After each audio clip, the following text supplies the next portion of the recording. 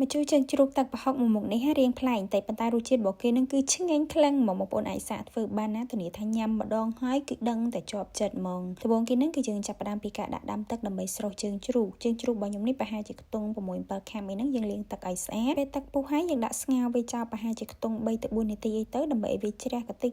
ដីហើយកាត់ក្លិនផងហើយយើងដាក់ដាំទឹកម្ដងទៀតដើម្បីស្លហ្មងបន្ទាប់ពីទឹកពុះហើយយើងដាក់គ្រឿងកាត់ក្លិនមានគល់ស្លឹកគ្រៃរំដេងស្លឹកក្រូចមានជើងជ្រូកអានេះបន្ទាប់ពីស្រុះហើយលាងវាម្ដងទៀតផងណាបងប្អូនហើយចាំយើងដាក់គ្រឿងមកមានម្សៅស៊ុបមានទឹកត្រីប៊ីចេងស្ករជាមួយនឹងទឹកប្រហុកនេះខ្ញុំដាក់ចំនួន1 កូនវែកនឹងដាក់គ្រឿងក្រៅចូលហើយយើងគ្របគម្របទុកឲ្យវាផុយមកល្មមតាមដែលយើងចង់បានទៅបន្ទាប់ពីជើងជ្រូករបស់យើងផុយមកល្មមហើយចាំយើងដាក់បន្លែចូលបន្លែគឺខ្ញុំមាន2ប្រភេទមានផ្សិតចំបាំងជាមួយនឹងផ្សិតសហ្នឹងបងប្អូនកុំភ្លេចខ្ទឹមជាមួយម្ទេសបុកនេះដាក់ចូលទៅធ្វើឲ្យរសជាតិនឹងហឹរប្រហើរគឺកាន់តែឆ្ងាញ់ជាងមុនទៀតហើយយើងគ្របវាទុកប្រហែលជា2-3 នាទីឲ្យបន្លែឆ្អិនទៅបងប្អូនភ្លក់មើលហើយថែមថយគ្រឿងតាមហ្នឹងទៅសម្រាប់ខ្ញុំគឺខ្ញុំបន្ថែមទឹកត្រីបន្តិចទៀតគឺត្រីរសជាតិដែរហើយចុងក្រោយគេយើងបង់ម្រះព្រៅចូលបិទភ្លើងហើយកូរវាទៅ 4-5 ត្រឡប់ទៀតសម្លរបស់យើងគឺរួចរាល់យើងអាចយកទៅញ៉ាំបានហើយប៉ុន្តែពេលដែលយើងដួសញ៉ាំដាក់ចានហ្នឹងបងប្អូនកុំភ្លេចច្របាច់ក្រូចឆ្មាបន្ថែមផងព្រោះអីអានេះគឺយើងអត់ប្រើទឹកអំពៅទុំទេបងប្អូនយើងយករសជាតិបែបរៀងជូរស្រស់អញ្ចឹងហើយក្រូចឆ្មាក៏ច្របាច់រៀងច្រើនដែរឲ្យជូររៀងដិតបន្តិចគឺរសជាតិនឹងមកឆ្ងាញ់មកជាតិបែបរៀង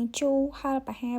ហើយប្រហុកវិញកុំឲ្យដិតខ្លាំងពេកសម្រាប់បងប្អូនដែលអត់មានទឹកប្រហុកយើងអាចច្រាំប្រហុកដាក់ចូលបានច្រាំឲ្យមកដាក់ចូលមកល្មមទៅរសជាតិហ្នឹងគឺឆ្ងាញ់ដូចគ្នាទេ